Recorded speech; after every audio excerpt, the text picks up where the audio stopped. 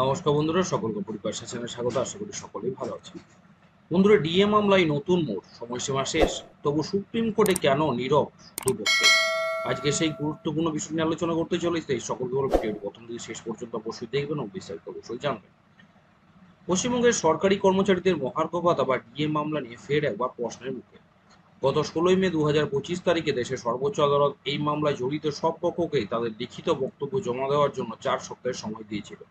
কিন্তু সেই সময়সীমা শেষ হওয়ার পরেও কোনো পক্ষই তাদের বক্তব্য জমা দেয়নি। এই ঘটনাকে কেন্দ্র করে নতুন করে চাঞ্চল্য ছড়িয়েছে এবং বিভিন্ন মহলে নানা প্রশ্ন উঠতে শুরু করেছে।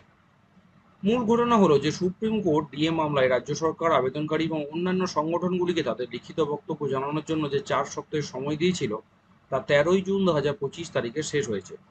কিন্তু 14ই জুন পর্যন্ত সুপ্রিম কোর্টের ওয়েবসাইটে কোনো পক্ষের তরফ থেকে কিছু জমা পড়ার কোনো তথ্য মেলেনি। অর্থাৎ রাজ্য সরকার বা অন্য কোনো পক্ষই এই বিষয়ে তাদের লিখিত বক্তব্য পেশ করেনি। এখন প্রশ্ন উঠছে যে কেন এই বিলম্ব? এ বিষয়ে বিভিন্ন সম্ভাবনা উঠে আসছে। প্রথম যে বিষয়টি উঠে আসছে, নতুন যুক্তির অভাব। এমন হতে পারে যে মামলায় জড়িত কোনো পক্ষের কাছে নতুন কোনো যুক্তি বা তথ্য নেই, যা তারা আদালতের সামনে তুলে ধরতে চায়। দ্বিতীয় বিষয়, আদালতের গ্রীষ্মকালীন ছুটি। বর্তমানে সুপ্রিম কোর্টে গ্রীষ্মকালীন ছুটি চলছে, তাই ছুটির পরে বিলম্ব মার্জনার আবেদন জানিয়ে লিখিত বক্তব্য জমা দেওয়া হতে পারে। কৌশলগত পদক্ষেপ, তৃতীয় পয়েন্টটি যেটি আসছে, যে কোনো পক্ষ হয়তো কৌশলগত কারণে এখনই তাদের বক্তব্য জানাতে চাইছে না, তারা হয়তো প্রতিপক্ষের পদক্ষেপের জন্য অপেক্ষা করছে। এই মামলার পরবর্তী শুনানি রয়েছে 4 আগস্ট। সেই দিনই হয়তো এই বিষয়ে পরবর্তী পদক্ষেপ কি হবে তা স্পষ্ট হবে। তবে 25% বকেয়া ডিএ নিয়ে রাজ্য সরকারি কর্মচারীদের মধ্যে যে উত্তেজনা রয়েছে তা এখনো অব্যাহত।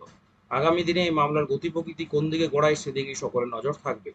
ডিএ মামলা পশ্চিমবঙ্গের সরকারি কর্মচারীদের জন্য একটা অত্যন্ত গুরুত্বপূর্ণ বিষয়।